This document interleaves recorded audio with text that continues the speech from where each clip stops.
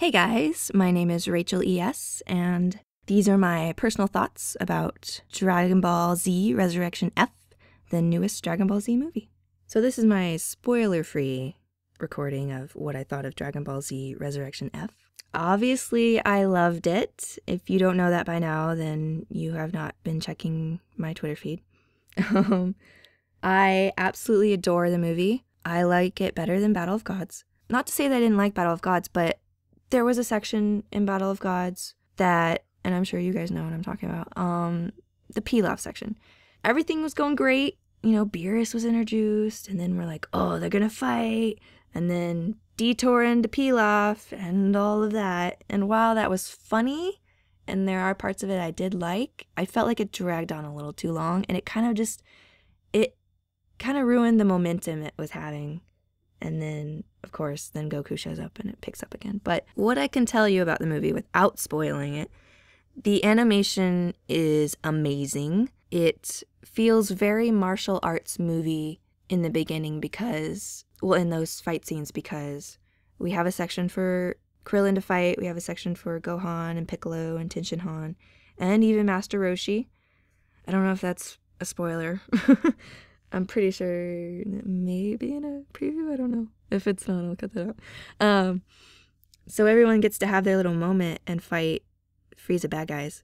And it feels very martial arts movie because the shots are framed in such a way where it feels that way. And because they're kind of holding back. Like, they're not giving it 100% their all. Like, some people are. But, like, Gohan does not go Super Saiyan right away. And they start off on the ground, so it's just punches and kicks for a little while, and then of course it evolves into flying and ki blast and all that stuff. But still, it was amazing. The CG, obviously there's gonna be some CG. It felt kind of like the games where cell shading, but it fits very well into the traditional animation. There was only like a couple of parts where I was like, but pretty much it blends in very well, and I was very excited about that. The designs were cool. I like Bulma's outfit. I like the new designs of Goku and Vegeta's outfits. Goku's new shoes are cool. And I feel like that's the first time he's ever changed shoes in, like, ever. I don't know. I think his shoes slightly changed between, like, the beginning of Dragon Ball Z and the end, but it's the same style. It's just I think the colors changed a little bit. Or, like, I don't know. I'll go back. And then Vegeta has, like, this spacesuit looking thing. And Saiyan armor, obviously, but it looks pretty cool. And then the new design, they explain that, which I'm glad. Frieza coming back, I was a little apprehensive about because it was such an important part of Dragon Ball Z that Frieza was dead and that he died. So when they originally announced that they were bringing him back, I was like, oh, because it's like you don't want to retread the same ground and you want to do something new, but there were a lot of loose ends a little bit for some of the characters, so they do get addressed, and, you know, fighting between Goku and Frieza is really good, so, and the ending is pretty satisfying. I can't say what it is, obviously, but there was a point where I was like, but at the same time, it had to happen, so, you'll see. I go into it in my other thing, but. So they do a pretty good job of explaining what characters are not there.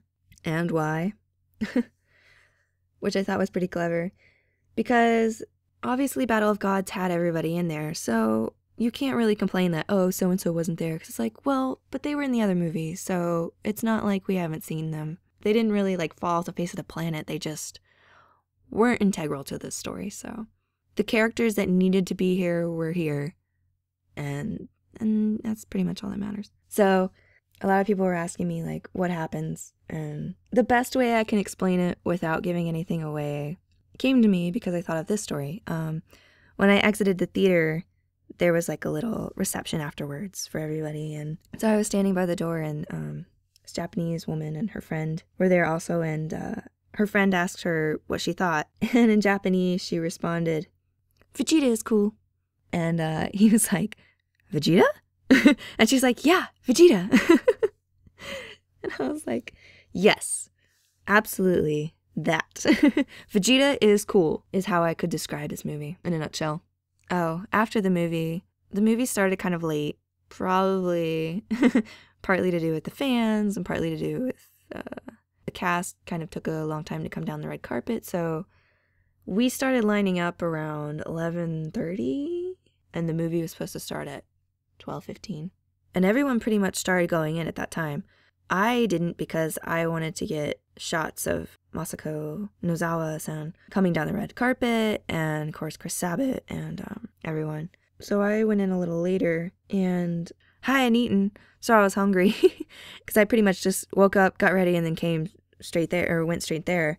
And they had popcorn and drinks, and they only had one guy working, poor guy, working the cash register.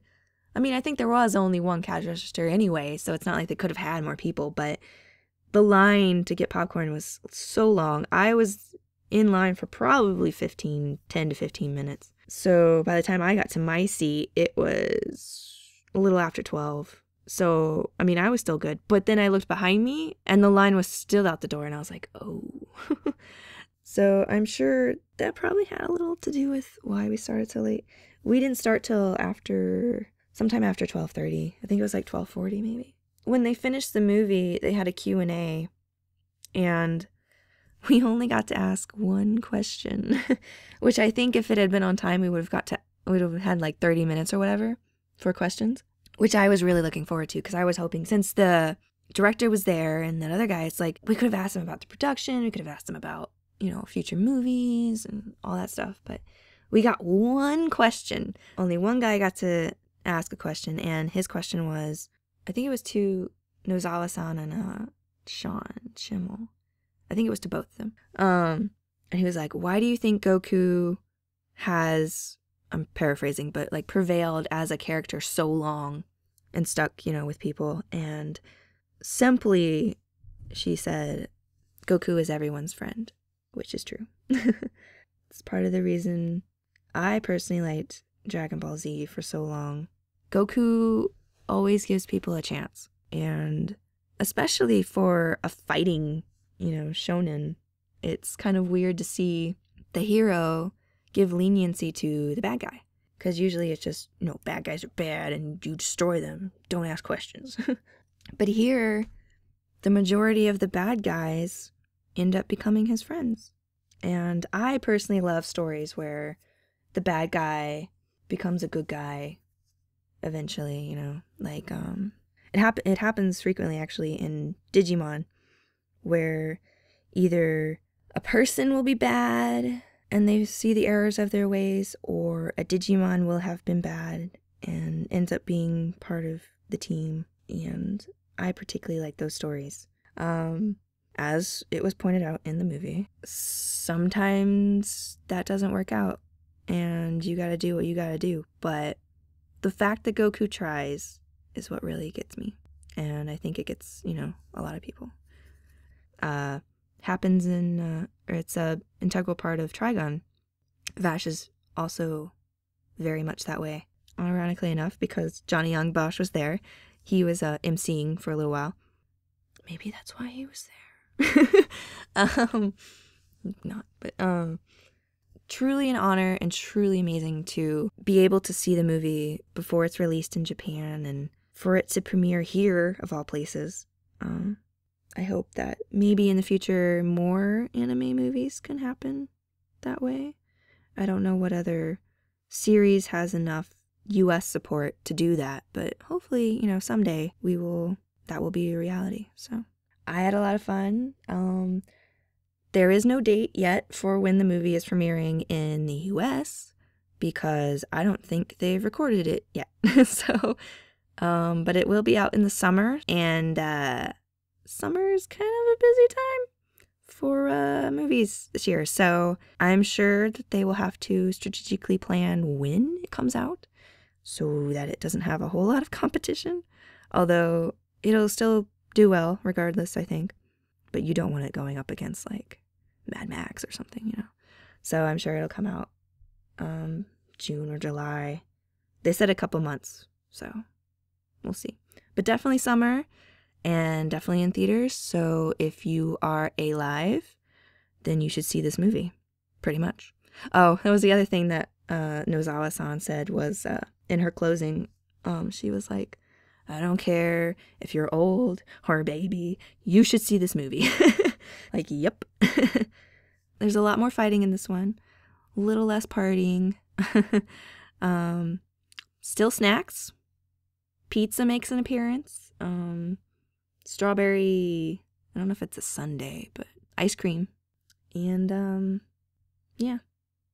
If you're breathing, you should see this movie. And especially if you like Dragon Ball Z, you should see this movie. So that's my thoughts about Resurrection F. Oh, the other thing I can spoil, I guess, is that they do play, well, I mean, they've said that they were, but they do play Maximum Hormones F twice in the movie.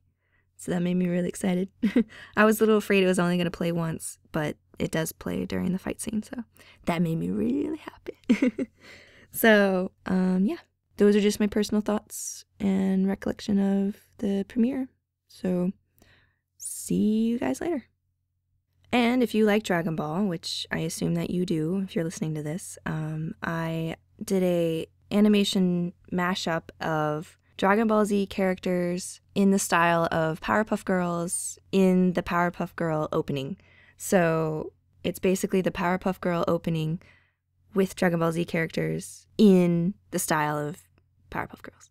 So you should definitely check that out because there are a lot of parallels that people don't really think about between that opening and the Dragon Ball universe.